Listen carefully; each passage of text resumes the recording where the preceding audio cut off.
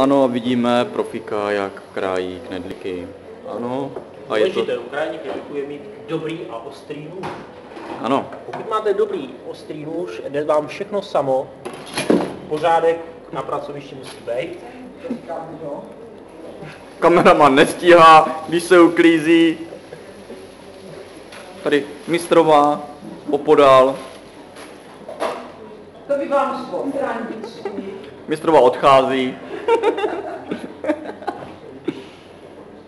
Tak, vrátíme se ke knedlíkům, to je Ano. zajímavé.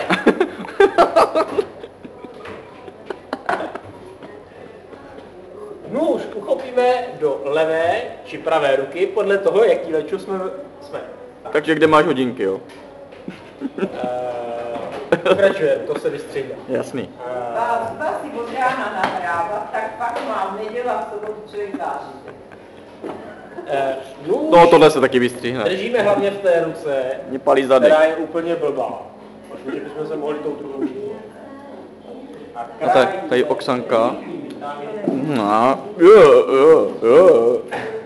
Málem jsem shodil brambory. Sorry, to byla taková kulturní vložka. Tak, Nemyslím ty brambory. pokračujeme. Neustále krájíme. Jo! Ano, a je tady pracovní úraz, takže to stop.